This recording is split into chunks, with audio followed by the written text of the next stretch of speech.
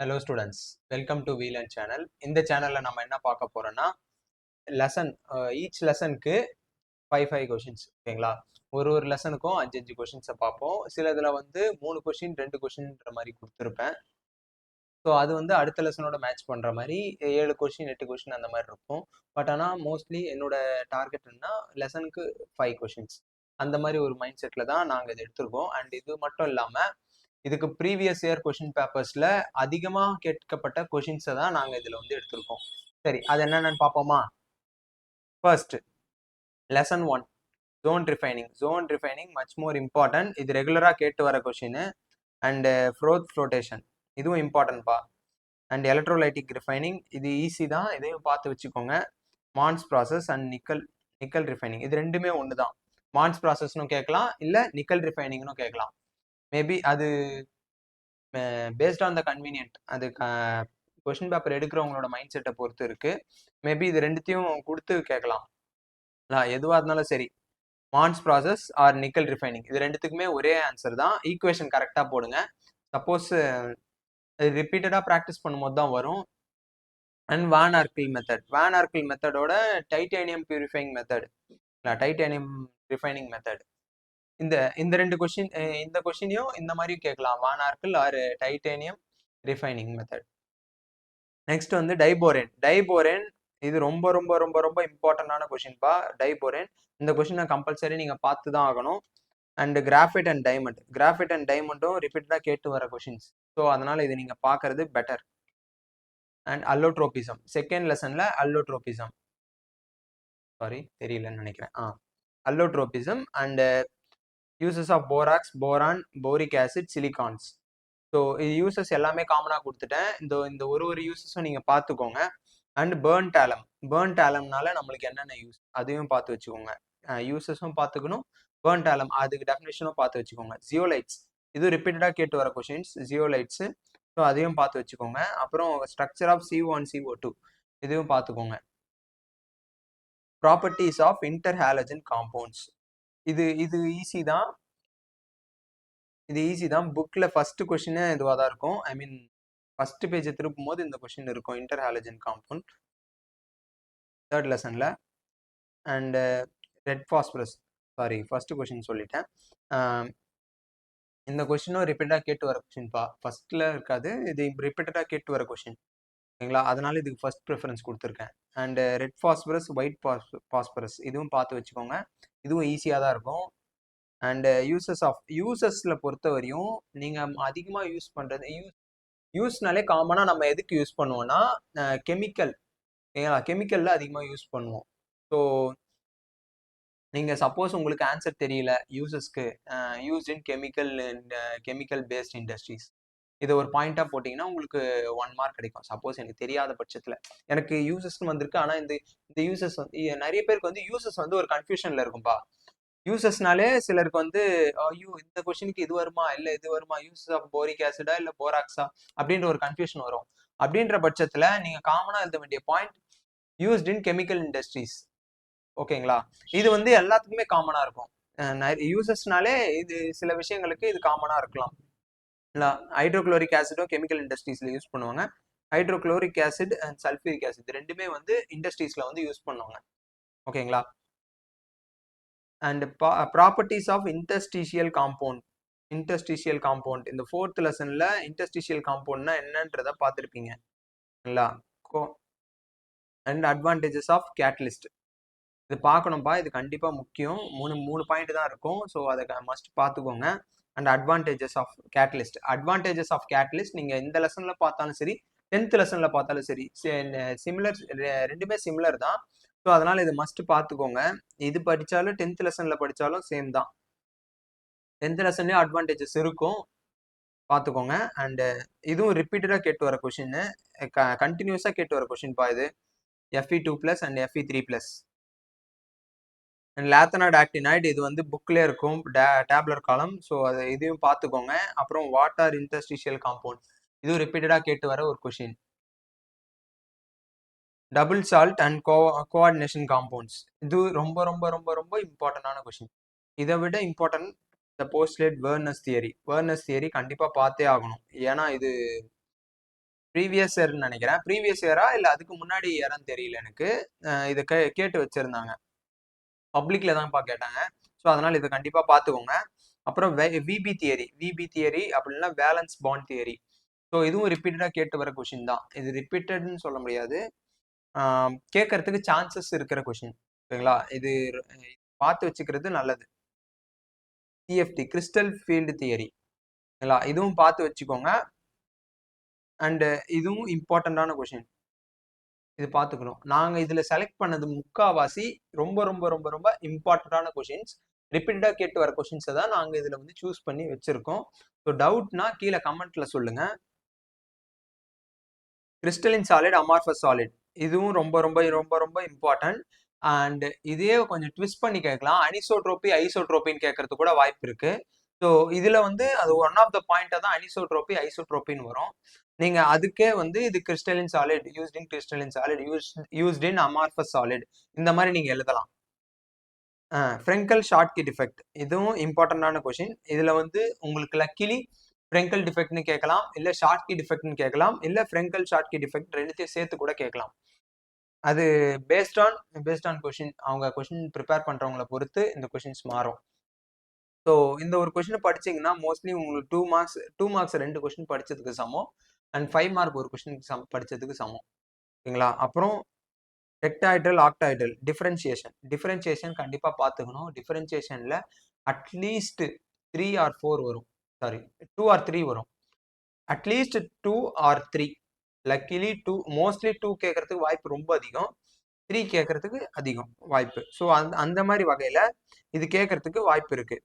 இது அப்புறம் இந்த கிறிஸ்டலின் சாலிட், அமார்ஃபஸ் சாலிடு, அப்புறம் ப்ரீவியஸா பார்த்தோம்ல ஸோ இந்த double salt, coordination compound, mineral ஓரு, இந்த மாதிரி கொஷின்ஸ்லாம் வந்து டிஃபரன்ஷியேட்ல கேட்கறதுக்கு வாய்ப்புகள் ரொம்பவே அதிகம். அப்புறம் டிஃபெக்ட்ஸ்ல மொத்தம் 5 டைப்ஸ் ஆஃப் டிஃபெக்ட்ஸ் இருக்கு. Frenkel, Schottky, metal excess, metal deficient, impurity. So இந்த 5 டிஃபெக்ட்ஸும் நீங்க கண்டிப்பா பார்த்துருக்கணும். இந்த 5 டிஃபெக்ட்ஸ்ல எதனாச்சும் ஒன்று கேட்கறதுக்கு வாய்ப்புகள் ரொம்பவே அதிகம். ஸோ கண்டிப்பா பார்த்துக்கோங்க. ரேட் கான்ஸ்டன்ட், ரேட் லா, இதுவும் டிஃபரன்சியேஷன்ல அடங்கும். ஸோ இதுவும் பார்த்து வச்சுக்கோங்க. இது ஈஸி தான், ரொம்ப கஷ்டம்லாம் இல்லை. அர்ஹீனியஸோட ஃபார்முலா ரொம்ப ரொம்ப இம்பார்ட்டன்ட், ஃபார்முலா கண்டிப்பாக எழுதிருக்கணும். அப்புறம் கேட்டலிஸ்ட், வாட் இஸ் கேட்டலிஸ்ட்? கேட்டலிஸ்ட்னா ரியாக்ஷன் ஸ்பீட் பண்ணுறதுக்காக யூஸ் பண்ணுற ஒரு விஷயம். அதாவது அந்த ரியாக்ஷனை பூஸ்ட் பண்ணிவிடும், அந்த ரியாக்ஷனில் இன்வால்வ் ஆகாமல் அந்த ரியாக்ஷனை வந்து பூஸ்ட் பண்ணி விடுற ஒரு ஏஜென்ட் தான் இந்த கேட்டலிஸ்ட். ஸோ இதை கண்டிப்பாக பார்த்துருக்கணும். அப்புறம் இந்த இன்டகிரேட்டட் லா, இது மச் மோர் இம்பார்ட்டன்ட், ரொம்ப ரொம்ப இம்பார்ட்டண்டான கொஷின்பா இது. இதோட சேர்த்து நான் ஆஃப் லைஃப் பீரியடை சேர்த்து தான் நான் கொடுத்துருக்கேன். இது ரிப்பீட்டடாக கேட்டு வர கொஷின். மேபி உங்களுக்கு ஆஃப் லைஃப் பீரியடு தனியாக 2 மார்க்லேயோ இல்லை 3 மார்க்லேயோ கேட்கறதுக்கு வாய்ப்பு இருக்கு. மோஸ்ட்லி இந்த ஃபர்ஸ்ட் ஆர்டர் வரத்துக்கு வாய்ப்பு ரொம்ப அதிகம். ஃபர்ஸ்ட் ஆர்டர் அப்படின்னா 0 ஆர்டர், இது ரெண்டுத்துல திஸ் ஆர் தட்ல கேட்கறதுக்கு வாய்ப்புகள் இருக்கு. லக் இருந்தா அது ரெண்டுத்துல ஏதாச்சும் ஒன்று கண்டிப்பா வந்துடும். ஓகே, அப்புறம் லூயிஸ் ஆசிட், லூயிஸ் பேஸ், இதுவும் இம்பார்ட்டண்டான கொஷின், இதுவும் பார்த்து வச்சுக்கோங்க டிஃபரன்சியேஷன்ல. அண்ட் ஆஸ்வால்ட் டைல்யூஷன் லா, இது வந்து ஒரு 5 மார்க் கொஷின். ஆஸ்வால்ட் டைல்யூஷன் லா, அப்புறம் இந்த ஆசில் பேட்ச் ஈக்குவேஷன், பிஹெச்பிஓஹெச், இதுவும் பார்த்து வச்சிருக்கணும். ஓகேங்களா, and Faraday first law, second law நீங்க கண்டிப்பா பார்த்துருக்கணும், இம்பார்ட்டன்டான கொஷின். அண்ட் கோல்ட்ராஷ் லால 2 கொஷின் இருக்கும், அந்த 2 கொஷினையும் நீங்க பார்த்துக்கிறது பெட்டர். அப்படி இல்லைன்னா அந்த ஈக்குவேஷன் பார்த்து வச்சுக்கோங்க, ஈக்குவேஷன் பேஸ்டு. இது இன்னும் டவுட் இருந்ததுன்னா கீழே கமெண்ட்ல சொல்லுங்க, அடுத்து என்ன கொஷின் போடுறது, பர்சனலா எந்தெந்த கொஷின் போட்டா நல்லா இருக்கும்ன்றத கமெண்ட்ல நீங்க சொல்லுங்க, அதுக்கேற்ற மாதிரி நாங்க வந்து வீடியோஸ் போடுறோம். டேனியல் செல்பா, ரொம்ப ரொம்ப ரொம்ப ரொம்ப இம்பார்ட்டன்டான கொஷின், ரிப்பீட்டடா கேட்டு வர கொஷின். Daniell cell Nernst equation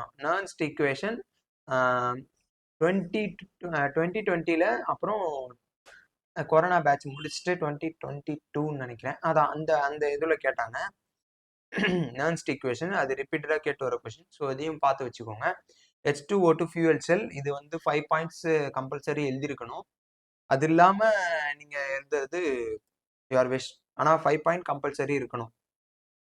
physics option, chemist option, இதுவும் அதே மாதிரி தான் 5 பாயிண்ட்ஸ் எக்ஸ்பெக்டடு, 5 பாயிண்ட்ஸ். ஓகேங்களா, உங்களுக்கு மார்க் அதிகமாக படிக்கிறவங்க தயவு செஞ்சு எல்லா பாயிண்ட்டுமே எழுதுங்க, நல்லா படிக்கிறவங்க எல்லா பாயிண்ட்ஸுமே எழுதியிருக்கணும். ஸோ எனக்கு ரொம்பலாம் மார்க் வேண்டாம், நான் வந்து ஜஸ்ட் பாஸ் ஆகிறவன்னா நீங்கள் தாராளமாக 5 மார்க்ஸ் வரையும் எழுதலாம். நீங்கள் 5 பாயிண்ட்ஸ் வரையும் எழுதலாம். உங்களுக்கு ஒரு ஒரு பாயிண்ட்டுக்கு ஒரு மார்க்ன்ற ஒரு மைண்ட் செட்டில் எழுதுங்க. இது 5 மார்க்கில் கேட்கறதுக்கு வாய்ப்பு இருக்குது. அப்புறம் கேரக்டரிஸ்டிக்ஸ் ஆஃப் கேட்டலிஸ்ட் நான் ஃபர்ஸ்ட் சொல்லியிருந்தேன்ல, அதே தான். கேரக்டரிஸ்டிக்ஸ் இதுவும் பார்த்து வச்சுக்கணும். டிஃபைன் கேட்டலிஸ்ட் 7th லெசன்லயும் இருக்கும். ஓகேங்களா? அது பார்த்து வச்சுக்கிட்டாலும் ஓகே, இது பார்த்து வச்சுக்கிட்டாலும் ஓகே. ஸோ சேம் கொஸ்டினை தான் நான் ரிப்பீட்டடாக தரேன். பார்த்து வச்சுக்கிட்டிங்கன்னா அது கேட்டாலும் சரி, இது கேட்டாலும் சரி, நீங்கள் எழுதிருங்க காமனாக. அப்புறம் அட்சாப்ஷன் தியரி ரொம்ப ரொம்ப ரொம்ப ரொம்ப இம்பார்ட்டண்டான கொஸ்டின். 2 மார்க் கொஸ்டின் கேட்கறதுக்கு வாய்ப்புகள் ரொம்ப அதிகம். இதையும் பார்த்து வச்சுக்கோங்க. அண்ட் எலக்ட்ரோபோரஸ் இதுவும் கேட்பாங்க. கேட்கறதுக்கு வாய்ப்புகள் அதிகமாகவே இருக்கு. எலக்ட்ரோபோரஸ் கோகுலேஷன் இது இதுவும் பார்த்துக்கணும். இது கண்டிப்பாக பார்த்துக்கோங்க. Lucas test, Victor mayor test. Lucas test, Victor mayor test. Lucas டெஸ்ட்டை பொறுத்தவரையும் காமனாக நீங்கள் மனப்பாடம் பண்ண வேண்டியது HCl, ஆனைட்ரஸ், ஜிங்க் குளோரைட். அப்புறம் வந்து turbidity, formation of turbidity, low turbidity, இதெல்லாம் வந்து நீங்கள் லூக்கஸ் டெஸ்ட்டில் எழுதுவீங்க. விக்டர் மேயர் டெஸ்ட்டில் அந்த நாலு ஃபார்முலாஸ் PI2 AgCl, சாரி, அதான் அந்த விக்டர் மே டெஸ்ட்டை நீங்கள் கொஞ்சம் பார்த்துக்கோங்க. நெக்ஸ்ட்டு காட்டன் பவுமன் ரியாக்ஷன் இதுவும் பார்த்து வச்சுக்கோங்க. அப்புறம் ஃபீனான் அனிலின், இது நேமிங் ரியாக்ஷன் தான். ஸோ நீங்கள் இந்த லெசனில் எது பார்க்குறீங்களோ இல்லையோ, இது கம்பல்சரி இது ரெண்டுத்துமே பார்த்து வச்சுக்கோங்க. ஏன்னா லாஸ்ட் இயர் வந்து லூக்கஸ் டெஸ்ட்டை வந்து கேட்டு வச்சுருந்தாங்க. ஸோ மேபி எப்படி வேணால் கேட்கலாம், எதை வேணால் கேட்கலாம். உங்களுக்கு டவுட்ஸ் இருந்ததுன்னா கமெண்ட்டில் சொல்லுங்கள். அண்ட் ஃப்ரைடல் கிராஃப்ட் பென்சாலேஷன் இதுவும் பார்த்து வச்சுக்கோங்க. இது ஈஸியான கொஷின் சொல்ல ஆசை தான், ஈஸி கிடையாது. கொஞ்சம் கஷ்டப்பட்டு தான் இது ரெக்கவர் பண்ணுற மாதிரி இருக்கும், மனப்பாடம் பண்ணுற மாதிரி. ஸோ அதை ரிப்பீட்டடாக நீங்கள் ப்ராக்டிஸ் பண்ணி ரிப்பீட்டடாக நீங்கள் எழுதும் போது உங்களுக்கு அது ஈஸியாகவே இருக்கும். எஸ்டரிஃபிகேஷன் இதுவும் பார்த்து வச்சுக்கோங்க. ஆல்டால் கண்டென்சேஷன் ரொம்ப ரொம்ப ரொம்ப ரொம்ப இம்பார்ட்டண்டான கொஷின்ப்பா. Aldol condensation. ஸோ இதையும் பார்த்துக்கோங்க. இதுக்கு வேணும்னா தனியாக வேணும்னா வீடியோ வேணும்னா கேளுங்க, கமெண்ட்டில் சொல்லுங்கள். அப்புறம் மஸ்டர்ட் ஆயில் இம்பார்ட்டன்ட், ரொம்ப ரொம்ப இம்பார்ட்டன்ட். இந்த நேமிங் ரியாக்ஷன்ஸ்லாம் பார்த்துக்கோங்க. காம்பர், ஆஃப்மேன் இதுவும் பார்த்து வச்சுக்கோங்க. கப்ளிங் ரியாக்ஷன் கேட்கறதுக்கு வாய்ப்பு இருக்குது. அனிலின் டு ஃபீனால் இதுவும் கேட்கறதுக்கு வாய்ப்பு இருக்குது. இது வந்து எப்படி கேட்பாங்கன்னா, அந்த ஈக்குவேஷனை எழுதிட்டு இதில் வந்து என்ன வரும், ஈக்குவேஷன் ஆரோ மார்க் போட்டு இந்த சைடில் என்ன வரும் அப்படின்ற மாதிரி கேட்கறதுக்கு வாய்ப்புகள் இருக்குது. ஓகேங்களா? இது கேட்கறதுக்கு வாய்ப்பு இருக்குது. அப்புறம் இந்த கிளைகால், கிளிசரால் இதெல்லாம் கேட்கறதுக்கும் வாய்ப்பு இருக்குது. ஸோ அதெல்லாம் பார்த்துக்கோங்க. அது வந்து 11th லெசனில் இந்த கிளைகால், கிளிசரால் இதெல்லாம் கேட்கறதுக்கு வாய்ப்புகள் இருக்குது. ஸோ ஆனால் அதை நான் மென்ஷன் பண்ணல, ஏன்னா அது ரொம்ப டிஃபிகல்ட்டாக இருக்கும். ஸோ நல்லா படிக்கிறவங்க அந்த கொஷின்ஸை நீங்கள் பார்த்துக்கிட்டீங்கன்னா better. Glycol, glycerol. Okay, sweater ions இது பார்த்து வச்சுக்கோங்க, ஈஸி. அண்ட் டிஎன்ஏ, ஆர்என்ஏ ரொம்ப ரொம்ப ரொம்ப ரொம்ப ரொம்ப ரொம்ப இம்பார்ட்டண்ட்டான கொஷின். டிஎன்ஏ, ஆர்என்ஏ இது மஸ்ட்டு பார்த்துருக்கணும். அப்புறம் குளுக்கோஸ், ஃப்ரக்டோஸு, அப்புறம் இம்பார்ட்டன்ஸ் ஆஃப் ப்ரோட்டீன் இதெல்லாம் பார்த்து வச்சுக்கோங்க. அப்புறம் ஃபுட் அட்டிடியூஸ் அதாவது ஒரு ஃபுட் உணவு கூட்டு பொருட்கள்னு தமிழ்ல சொல்லுவாங்க. அந்த ஃபுட் அடிட்டிவ்ஸ்னா என்ன, அதனால ஏற்படும் பயன்கள். ஓகேங்களா? ஸ்மெல், அரோமான்ற ஒரு விஷயம். அண்டு கெட்டு போகாமல் இருக்கிறது இந்த மாதிரி விஷயத்துக்கு. அப்புறம் வந்து வல்கனைசேஷன்.